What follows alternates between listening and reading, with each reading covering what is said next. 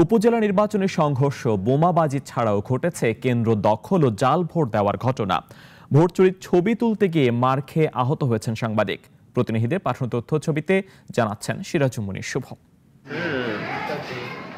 প্রথম ধাপের উপজেলা নির্বাচনের ভোট গ্রহণ শেষ হয়েছে। মোটামুটি শান্তিপূর্ণভাবেই ভোট হলেও ছিল বেশ কয়েকটি সংঘর্ষের ঘটনাও। চাঁপাইনবাবগঞ্জের ভোলাহাটে 2 চেয়ারম্যান প্রার্থীর সমর্থকদের মধ্যে সংঘর্ষ হয়েছে। এতে অন্তত 5 জন আহত হয়েছেন। আটক করা হয়েছে একজনকে।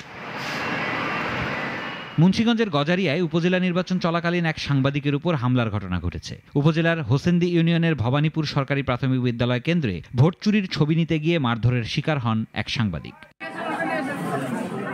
বগুড়ার গাবতলীতে একটি ভোট কেন্দ্র থেকে ব্যালট পেপার বাইরে দেওয়ার অভিযোগে প্রিজাইডিং অফিসার ও প্রার্থীর এজেন্টকে আটক করেছে পুলিশ। এছাড়া সোনারায় ইউনিয়নের এক কেন্দ্রে জাল ভোট দেওয়ার ঘটনায় 2 সহকারী প্রিজাইডিং অফিসারকে দায়িত্ব থেকে অব্যাহতি দেওয়া হয়েছে।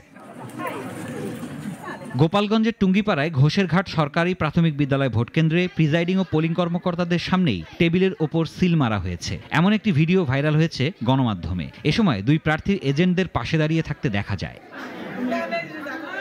নোয়াখালীর সুবর্ণচরে একটি কেন্দ্রে আনারস প্রতীকের সমর্থকদের হামলায় দোয়াত কলম প্রতীকের সমর্থক সহ 3 জন আহত হয়েছে। অন্যদিকে মোহাম্মদপুরের মুন্সি এলাকায় ভোট দিতে যাওয়ার পথে শামসুদ্দিন সরকার নামে একজনকে কোপানোর অভিযোগ উঠেছে সাংসদ পুত্র সাবাব চৌধুরীর কর্মীদের বিরুদ্ধে।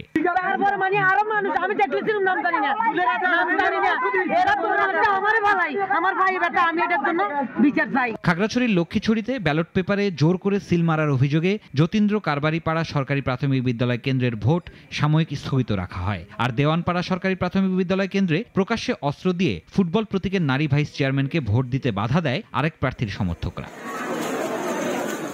মাদারীপুর সদর উপজেলা পরিষদ নির্বাচনে একটি কেন্দ্র দখল নিয়ে 2 প্রতিদ্বন্দ্বী চেয়ারম্যান প্রার্থীর সমর্থকদের মধ্যে সংঘর্ষের ঘটনা ঘটেছে। এ সময় তারা প্রায় অর্ধশত ককটেলের বিস্ফোরণ ঘটায়। আহত হয়েছেন অনেকে।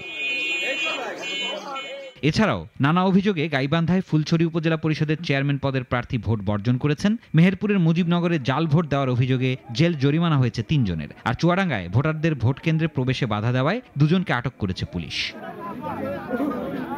সিরাজুম মুনির শুভ, নাগরিক।